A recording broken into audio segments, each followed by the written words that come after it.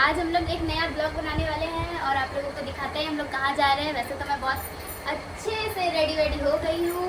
हिंदी भाषा परिषद शेक्सपियर सारणी में है, मैं वहीं जा रही हूँ। चलिए आप लोग को दिखाती हूँ क्या होता है।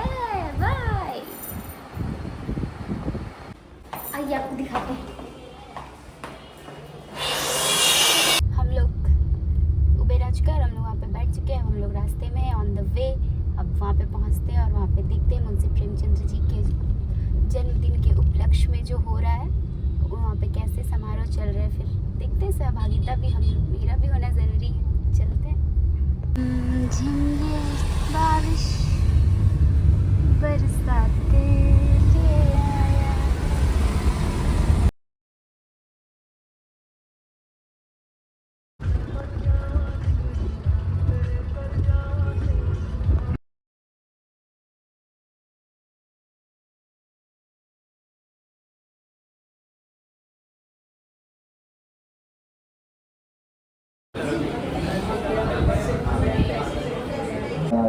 Rahul sir, Paliwal sir, Jitu ma'am और मेरे सहयोगी राशि जी, सबका अभिनंदन। या उसके अंदर क्षमा भी है, विनयशीलता भी है। वो अपने सिर्फ पांडेपुर नहीं बल्कि वो पूरा हिंदुस्तान था, उसके बारे में कैसे वो लड़ रहा था, उसकी छवि मुझे दिखती है सूरदास में। प्रेमचंद ने अपनी राष्ट्रीय चेतना को उसके माध्यम से दिखाया। और जॉन सेवक से मुख मोड़ना केवल वो मुख मोड़ना नहीं था, बल्कि वो उपनिवेशवाद और वो जो पूंजीवाद था उससे पूरा हिंदुस्तान का मुशायद कुछ नहीं है। हाँ, इस समय की सबसे बड़ी आकांक्षा मेरी यही है कि हम स्वराज संग्राम में विजय प्राप्त करें। मैं यह जरूर चाहता हूँ 2-4 उच्च कोटि की पुस्तकें लिखूं, पर उसका उद्देश्य स्वराज प्राप्ति हो। तो इस तरीके से प्रेमचंद ने अपनी राष्ट्रीय चेतना को उस पत्र के माध्यम से व्यक्त किया। और भी 2-4 पत्र, जैसे कि किस तरीके से ये हिंदी के माध्यम से चतुर्वेदी जी चाहते थे कि प्रेमचंद के दिन के लिए यहाँ एकत्रित किया गया है। आदरणीय प्रियंकर पालीवाल जी, हितेंद्र पटेल जी, राहुल जी, राम प्रवेश रजक जी, इतू सिंह जी, और कार्यक्रम का संचालन कर रहे हैं आदरणीय मृत्युंजय श्रीवास्तव जी। इन्हें संबोधित करते हुए इस बात की ओर भी ध्यान जाता है कि मंच के ये बात जान भी नहीं सकता कि उसका साहित्य कालक्रम की कसौटी पर कितना कसा जा सकेगा और कितना खरा उतरेगा। कालक्रम की कसौटी पर खरे उतारने का दायित्व तो बाद की पीढ़ियों पर होता है, और सिर्फ सर्वत्र पूज्यता की बात के अतिरिक्त साहित्यकार तब महत्वपूर्ण होता है जब वो युगों बाद भी उसकी चर्चा हो। पूजा का अर्थ उसकी चर्चा, उसका चिंतन, उस पर चिंतन मनन करना। तो ये जो प्रेमचंद, आज 31 जुलाई को प्रेमचंद जयंती मनाने का आयोजन होता है, लेकिन जैसे हिंदी दिवस के संदर्भ में कहा जाता है कि कुछ ही संस्थाएं हैं, कुछ ही संस्थाएं होती हैं, और हिंदी दिवस का आयोजन एक दिन में सीमित न रहकर एक सप्ताह या एक पखवाड़ा और क्रमशः एक महीने तक चला जाता है। आज हम देखते हैं कि हिंदी साहित्य से जुड़े हुए समूहों में प्रेमचंद जयंती भी क्रमशः अधिक दिनों तक मनाई जा रही है। ये स्वागत योग्य कदम है।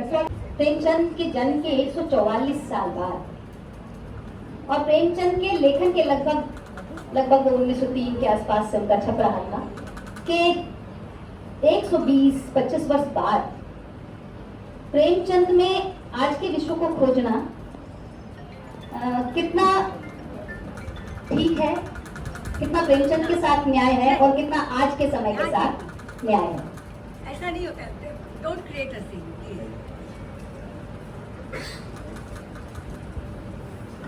प्रेमचंद अपने समय में अपनी जमीन में जिस तरह धंसे थे हम सभी जानते हैं, लेकिन आज का समय बहुत तेजी से बदल रहा है। इतनी तेजी से बदला है कि हम लोग अपने जीवन काल में ही कई बार टेक्नोलॉजी, विचारधारा, इन सब के परिवर्तन से चकित हो जाते हैं। प्रेमचंद के समय में मनुष्य को मशीन बनाया जा रहा था, वो चिंता कर रहे थे कि इंसान मशीन बन जा रहा है।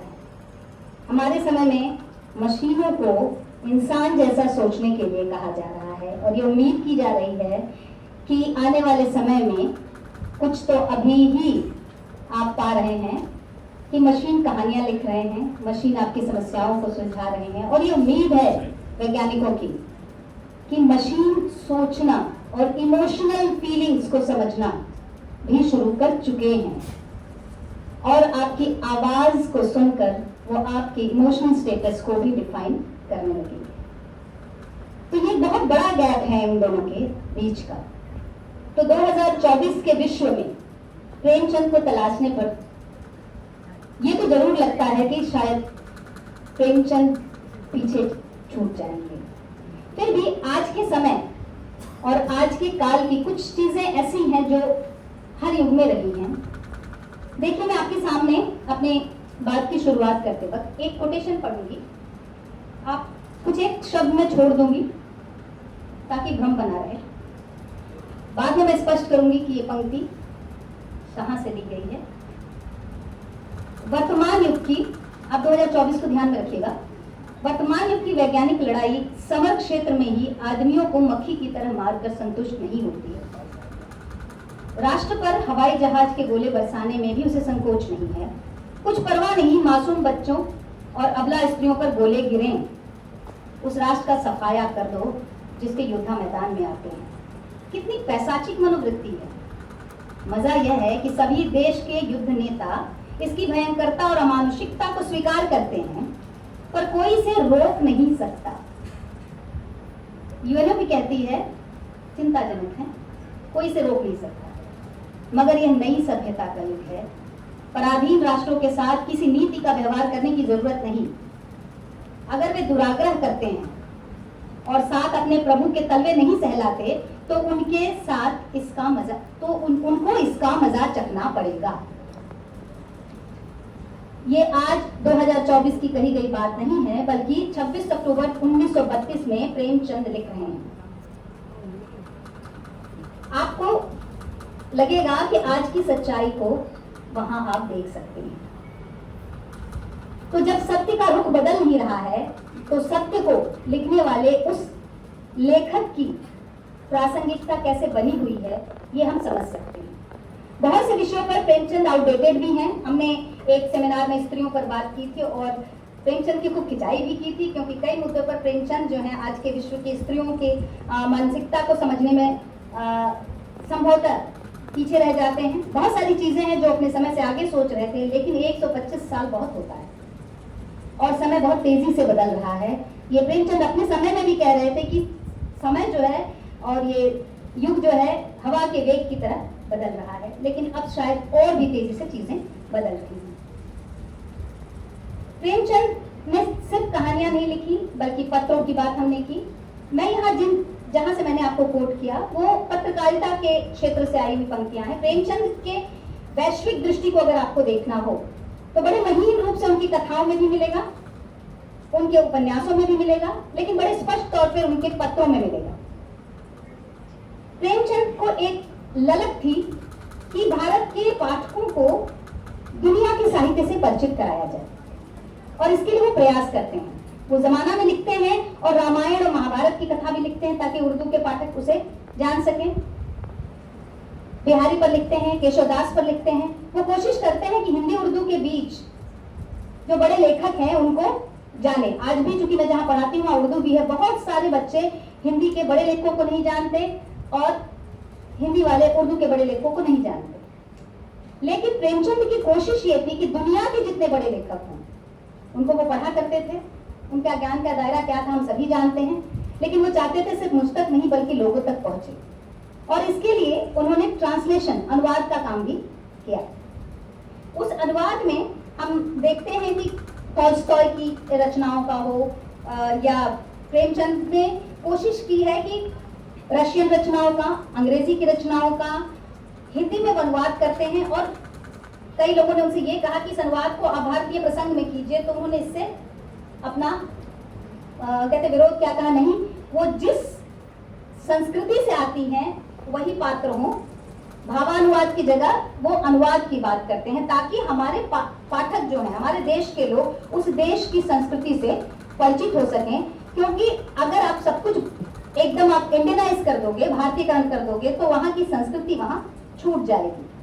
बहुत सारे लेख उन्होंने लिखे जिसमें वो बड़े बड़े, जैसे मैज़नी की बात करते हैं, इटली के बहुत बड़े राजनीतिज्ञ थे जिन्होंने इटली को एकीकरण के प्रयास को किया था और एकीकरण में वो सफल हुए थे। उनकी देशभक्ति को, उनकी जो पहली रचना है सोजे वतन, उसकी 3 कहानियां विदेशी पृष्ठभूमि पर ही लिखी गई हैं, जिसमें एक मैज़नी की भी की कथा है, सांसारिक सुख और व्यक्तिगत सुख करके एक रचना है, जिसमें वो मैज़नी किस तरह अपने व्यक्तिगत प्रेम को त्याग देता है ताकि वो देश को एकीकृत कर सके। उस कहानी में भारत के बारे में ऐसा कुछ भी नहीं था, चाहे दुनिया का सबसे अनमोल रत्न, लेकिन उसमें जो बात थी वो थी राष्ट्र प्रेम की बात, देश प्रेम की बात, जिसको कि प्रेमचंद अपनी उस रचना के माध्यम से कहीं न कहीं अपने देशवासियों तक पहुंचा रहे थे। इसी तरह प्रेमचंद बहुत सारी भूली गई बातों को याद दिला रहे थे। हिंदू मुस्लिम विवाद के बीच वो करबला नाटक को रिक्रिएट कर रहे थे। पिछले एक वक्तव्य में मैंने कहा ही था कि इस पर विवाद भी हुआ था, लेकिन उन्होंने यही कहा था कि मैं करबला इसलिए लिख रहा हूं क्योंकि कौमी इत्तेहाद हो, यानी जो हमारे बीच जो अनेकता या सांप्रदायिकता का भाव वो दूर हो और हम एकीकरण की कोशिश कर सकें। इसके साथ ही प्रेमचंद विश्व को कैसा देखते थे ये उनकी पत्रिकाओं में जमाना के समय से लिख रहे थे, और जमाना के समय से ही उनके लेख हो या जागरण, माधुरी, इसमें उनका लिखा गया, हंस, इसमें लिखा गया उनके संपादकीय। मैं उसके कुछ शीर्षक को आपके सामने पढ़ूंगी तो आपको समझ में आ जाएगा। उसको विस्तार से जो ये जानना चाहे कि प्रेमचंद आखिर किस स्तर पर विश्व को देख रहे थे अपने समय में, वहां से कोटेशन मैंने आपको दिया। इसके अलावा जापान का आर्थिक संकट 1932 में लिख रहे हैं। मिस्टर लॉयड जर्मनी के पक्ष में जर्मनी के विवाद को, प्रथम विश्व युद्ध की जो पृष्ठभूमि बन रही थी उस पर लिखा। प्रथम विश्व युद्ध के बाद जब राष्ट्र संघ बना, उसके बनने की खुशी उनकी रचनाओं में दिखती है। बहुत जगह वो लिखते हैं कि ये हम चाहते हैं कि हम भी उसका भाग हो पाते, यानी भारत भी उस राष्ट्र संघ का भाग हो पाता, लेकिन हम इतने गरीब हैं या हमारी वो क्षमता नहीं है। कोई भी बड़ा कथाकार होता है, उसके पास अपना एक विजन होता है, उस विजन से उसके विश्व दृष्टि का पता चलता है, जिसको हम इस रूप में भी देखते हैं कि वो कौन सा एक प्रतिसंसार गढ़ना चाहता है, इस संसार की कौन सी कमियां वो देख रहा है जिसको वो अपनी रचना में दूर करना में नहीं, जो काश्तकारों के पक्ष में हो, जो गरीबों के पक्ष में, जो स्त्रियों के पक्ष में हो, जो दलितों के पक्ष में, जो मजदूरों के पक्ष में हो, ये उस स्वराज की बात करते हैं। उस स्वराज की बात करते हुए उसकी सैद्धांतिकी निर्मित करते हैं। सैद्धांतिकी में बात कर रहा हूं तो वो कहते हैं कि स्वराज सीधे सीधे एक बारगी हासिल नहीं किया जा सकता है। स्वराज्य प्राप्ति के लिए जो सबसे जरूरी है वो जरूरत है स्वावलंबन की। जैसे ही वो स्वावलंबन की बात करते हैं उसको आर्थिक मोर्चे पर लेकर आ जाते हैं कि आर्थिक स्वावलंबन ही जो है वो असल स्वावलंबन है। जैसे किसी चीज को आर्थिक मोर्चे में लाएंगे वो पॉलिटिकल हो जाता है। राजनीतिक हुए बगैर कोई मामला आर्थिक नहीं हो सकता है। तो किसान वहां पर जो है वो एक सामाजिक संरचना, एक सामाजिक स्वराज और सुराज में जो बुनियादी अंतर है, वो स्वराज का अर्थ जो आप समझते हैं कि अपना शासन, देश के सारे लोगों के हाथ में अपना शासन नहीं आता, और जो प्रभुत्वशाली वर्ग था वही स्वराज की मांग कर रहा था। प्रेमचंद की कामना उस स्वराज की भी थी जिससे आम जनता का ताल्लुक था। ये स्वराज एक्सटेंड करता है रेणु के यहाँ। संवदिया पढ़ेंगे तो कटिहार के जंक्शन को देखकर हरगोविंद कहता है कि कटिहार जंक्शन आओ तो लगता है कि स्वराज आ गया। तो कहने का जो आशय है कि अगर आप प्रेमचंद को देखेंगे, उनके विचारों से उनकी कथा साहित्य की ओर आएंगे तो बहुत सी सरणियां फूटेंगी। जाति प्रथा के साथ साथ सांप्रदायिकता का जो सवाल है, सांप्रदायिकता के मामले में भी प्रेमचंद जो है वो बिल्कुल जीरो टॉलरेंस रखते हैं। लेकिन इसके लिए प्रेमचंद के विचारों की दुनिया में आपको दाखिल होना होगा। मेरे पास उदाहरण है, लेकिन और भी बकता है, मैं उतने विस्तार में जाकर उदाहरणों के साथ उसको रेखांकित नहीं करना चाहता हूँ, लेकिन सांप्रदायिकता को लेकर भी वो बिल्कुल अपने विचारों में कहते हैं कि एकदम खड़क हस्त थे। वो बिल्कुल भी उसको लेकर स्वीकार करना नहीं चाहते थे। वो मानते थे कि भारतीय स्वराज्य की राह में जो दो सबसे बड़े रोड़े हैं, अंग्रेजों को वो सबसे बड़ा रोड़ा नहीं मानते थे। उनका लिखा हुआ है, वो ये कहते हैं कि स्वराज्य हमें अपने भाइयों से लेना है, अपने देश बंधुओं से लेना है, जो जाति प्रथा के पक्ष में है, जो सांप्रदायिकता के पक्ष में है। और जब तक जाति प्रथा और सांप्रदायिकता जैसी चीज रहेगी, असल स्वराज्य की प्राप्ति हम नहीं कर सकते हैं।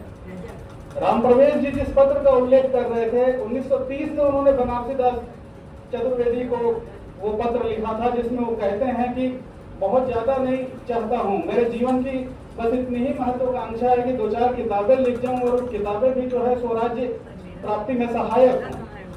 स्वराज्य की बुनियादी आकांक्षा उनके पास थी और वो उसी दिशा में काम करना चाहते थे।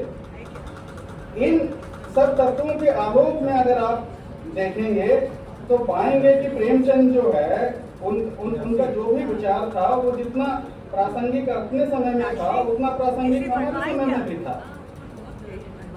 आज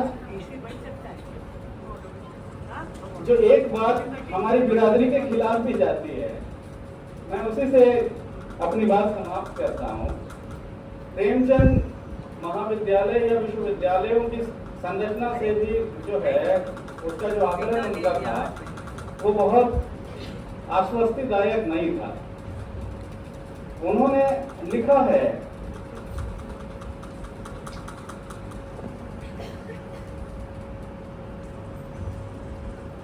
इस लड़ाई ने हमारे कॉलेजों और यूनिवर्सिटियों की कलई खोल दी, जो आजादी की लड़ाई थी। हमने आशा की थी कि जैसे अन्य देशों में ऐसी लड़ाइयों में छात्रों का वर्ग ये कहते हैं कि काश ये यूनिवर्सिटियां ना खुली होती, काश आज उनकी ईंट से ईंट बच जाती, तो हमारे देश में द्रोहियों की इतनी संख्या ना होती। ये विद्यालय नहीं, गुलाम पैदा करने के कारखाने हैं।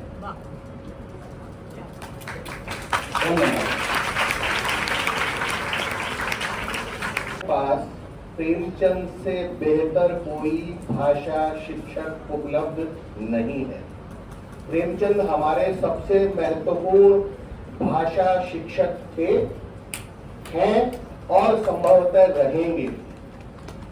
जब जब आपको भाषा सीखनी हो, मैं आपसे अनुरोध करूंगा कि आप प्रेमचंद के पास जाएं और हिंदी किस तरह लिखी जाए, हिंदी को बरतने की जो तमीज है वो प्रेमचंद से हम सीख सकते हैं कि भाषा कैसी आम फहम और मुहावरेदार होनी चाहिए। और ये सिर्फ बात जो है उनके साहित्य यानी रचनात्मक साहित्य, कहानी उपन्यास तक सीमित नहीं है। उनके निबंध भी इतने स्पष्ट और इतनी आम फहम जुबान में है कि आप उनको समझने में आपको कतई कोई दिक्कत नहीं होती है।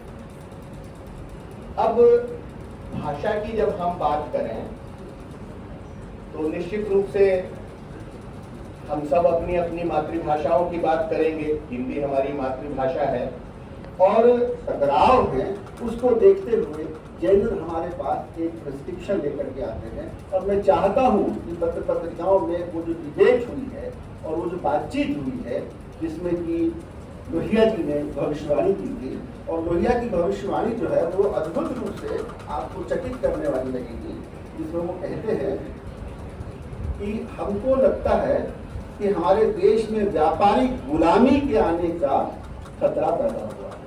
1967 में वो भी मृत्यु के कुछ दिन पहले की बात है, उनसे जब पूछा गया तो उन्होंने ये कहा था। और उन्होंने, देखिए ये लोग बड़े लोग थे और लोग आज फिर से पढ़े जाने की क्यों जरूरत है, उन्होंने उस वक्त कहा था, दो ही बातें संक्षेप में कहूँगा, कि इस देश में दो जनसंघ हैं, हिंदू जनसंघ और मुसलमान जनसंघ। कांग्रेस मुसलमान जनसंघ है। 67 में लोहिया कह रहे हैं। और जैनेन्द्र की बात उन्होंने कही थी, और जैनेन्द्र उस वक्त कहते हैं, छात्र लोग बैठे हुए हैं और अभी राहुल ने जिक्र किया था, उन्होंने कहा था कि विद्यार्थी कक्षा में परिवार का बोझ लेकर जाता है, ये स्थिति बदलनी चाहिए। और शिक्षक विद्यार्थियों की तरफ पीठ करके सरकार की तरफ देखता हुआ अपना कार्य करता है। इस संसद के गठन है, तो ये ग्लोबलाइजेशन और ये आज के युग में का गठन नहीं है। संकेत उस वक्त भी थे, संकेत उस वक्त भी थे जब गांधी हिंद स्वराज लिख रहे थे और गांधी अपनी सभाओं में बोल रहे थे। संकेत उस समय भी थे जब संपादकीय लिख रहे थे प्रेमचंद। संकेत उस समय भी थे जब वो महाजनी सभ्यता लिख रहे हैं। संकेत उस समय भी थे जब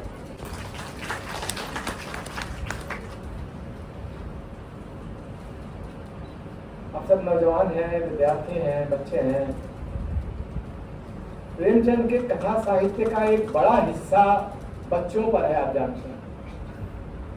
उन्होंने दूध का दाम, ईदगाह जैसी कहानियां लिखी थी और भी बहुत सारी कहानियां हैं। प्रेमचंद के आंगन में बच्चों का बड़ा महत्व है। अब उन्होंने और आजकल की कहानियों में हमें बच्चे कम दिखाई देते हैं, पर प्रेमचंद के यहाँ बच्चे बहुत हैं। हिंसा परमो धर्म में नौजवान हैं। क्यों वो बच्चों से और नौजवानों से इतना अधिक लगाव और भावात्मक एकता पैदा करना चाहते हैं? इसकी एक वजह मुझे समझ में आती है कि रंगभूमि में एक प्रसंग है जिसमें आपसी कलह के चलते, आपसी कलह तो भारत का फूट और मेवा, हाथेंदु कहते थे कि जो फूट एक तरह का फल होता है, जानते हैं फूट। तो ये फूट और कलह जो है एक तरह का फल है यहाँ पर। तो ये मेवा है। भारत में कलह ना हो तो भारत की पहचान ना हो। तो भैरव जो है वो सूरदास का उसकी झोपड़ी, उसका झोपड़ी थी छोटी सी, उस झोपड़ी में आग लगा देता है, किसी बेमनस से बस आग लगा देता है। तो सूरदास के साथ एक बच्चा रहता था, मिठुआ। तो मिठुआ ने पूछा कि ये तो आग लगा दी झोपड़ी में, अब क्या होगा? बोले दूसरी झोपड़ी बनाएंगे, तो उसमें भी आग लगा देंगे तो क्या होगा? तो एक और झोपड़ी बनाएंगे, तो फिर आग लगा देगा। तो बोला कि जितनी बार वो आग लगा देगा उतनी बार मैं झोपड़ी बनाऊंगा। तो ये बड़े लोग जो हैं उसमें उनमें आलस्य आ सकता है, क्योंकि भारत का एक बड़ा फल आलस्य भी है। फूट और आलस्य ये भारत के आभूषण हैं, गहने हैं। ये अगर दूर हो जाए तो भारत क्या से क्या हो जाए। तो ये नौजवानों में ताकत होती है कि जितनी बार हमारा सांस्कृतिक विध्वंस होगा उतनी बार वे सांस्कृतिक पुनर्निर्माण करेंगे। और ये आज से नहीं, ये हजारों साल की हमारी परंपरा है। कैसा हुआ है? भक्ति आंदोलन के समय हुआ है, बुद्ध के समय हुआ है, नवजागरण के समय हुआ, तो आज क्यों नहीं हो सकता? फिर से निर्माण होता है। प्रेमचंद के बारे में मैं क्या कहूँ, जो आज का विश्व है, प्रेमचंद के समय के विश्व और आज के विश्व में एक बड़ी समानता है। उस समानता की ओर मैं इशारा करना चाहता हूँ आपको। वो समानता यह है कि प्रेमचंद भी अपने समय में देख रहे थे कि धन का लोभ, उनकी पंक्ति है, महाजनी सभ्यता का जिक्र हुआ, उनकी पंक्ति है कि धन का लोभ मनुष्य भाव को नष्ट कर देगा। इसलिए वो देवर कहते थे कि जमाना जो है वो है बिजनेस का। बिजनेस और सिद्धांत क्या है इस बिजनेस का? बिजनेस का सिद्धांत है बिजनेस इज बिजनेस। इसमें मनुष्य भाव की कोई जरूरत नहीं है। तो आज इस व्यापारिक गुलामी की बात हम देखते हैं, तो आज के व्यापारिक जगत की जो सबसे बड़ी चुनौती, सबसे बड़ी जो देन है, देखिए वैश्वीकरण बढ़ा है, उसे हम उदारीकरण कहते हैं, लिबरलाइजेशन कहते हैं, उदारता कहते हैं, उदारीकरण कहते हैं, सब बच्चे जानते हैं उदारीकरण कहते हैं। तो आर्थिक स्तर पर तो हम उदारीकरण का सामना कर रहे हैं, लेकिन सामाजिक स्तर पर क्या कहीं उदारता दिखाई देती है? सामाजिक स्तर पर अनुदारता है, कट्टरता है, संकीर्णता है, हिंसा है। प्रेमचंद ने रंगभूमि में लिखा है कि हर व्यक्ति सिर्फ अपने लिए नहीं है, वह दूसरे के लिए भी है। ये दूसरे के लिए, दूसरे को इन्वाइट काम है, आप जरा प्रकट करके देखिए, ये बहुत महत्वपूर्ण है कि अपने लिए नहीं है, वह दूसरे। प्रेमचंद का दूसरा बहुत व्यापक है। आज का अदर जो है वो बहुत संकुचित हो गया है, पर उस समय का अदर जो है बहुत व्यापक था, दूसरे के लिए भी। क्योंकि इसका सबसे बड़ा एक उदाहरण हम देते हैं आपको कि प्रेमचंद के समय की एक बड़ी जो देन है, या प्रेमचंद की जो कहता है हिंदी की सबसे बड़ी सांस्कृतिक शक्ति, क्यों कह रहा हूँ, इसलिए कह रहा हूँ कि प्रेमचंद ने राष्ट्रीय भावना और दलित चेतना को जोड़ने का काम किया। प्रेमचंद ने राष्ट्रीय भावना और स्त्री चेतना को जोड़ने का काम किया। देखिए, गबन में देवी दिन जो है, वो देवी दिन राष्ट्रीय आंदोलन में जेल हो आया है और वो दलित है। देवी दिन रंगभूमि में सूरदास है, दलित है, मंगा है, दलित है, और वो जो संघर्ष करता है वो एक तरह से राष्ट्रीय आंदोलन का प्रतीक जैसा बन जाता है रंगभूमि में। तो इस तरह से हम देखते हैं कि प्रेमचंद का साहित्य, अगर हम एक वाक्य में कहें कि वो राष्ट्र और हाशिया के बीच एक संवाद है। अगर साम्राज्यवाद का सामना करना है, अगर बहुराष्ट्रीय कंपनियों का सामना करना है, तो राष्ट्र और हाशिया का मतलब हुआ राष्ट्र और दलित, राष्ट्र और स्त्री। देखो, उनकी दलित चेतना ऐसी नहीं, किसी दलित के यहाँ जाकर एक बार भोजन कर लिया बस दलित का उद्धार हो गया।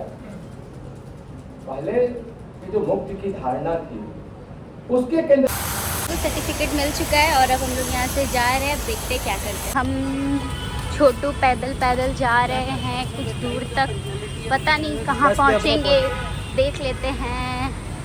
ये रोड शेक्सपियर सारणी के नाम से जाना जाता है।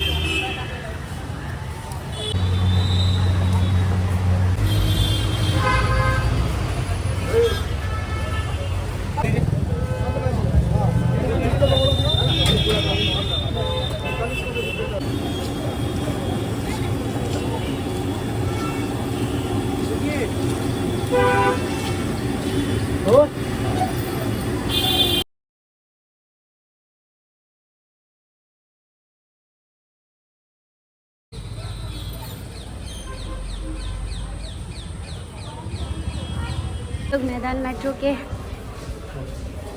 इंट्री गेट पे हैं, जा रहे हैं। अब यहाँ से हम लोग शोभा बाजार का टिकट लेंगे। मैंने टोकन ले लिया है, अब इधर से एंट्री करूँगी।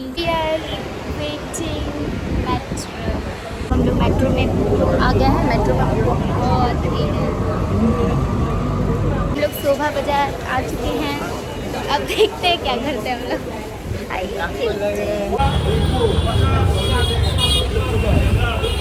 बहुत थक चुके हैं, तो हम लोग मौसमी का जूस पियेंगे, है ना। देख लीजिए, बहुत थक गया है। इसमें नहीं गिरा दीजिएगा। हाँ,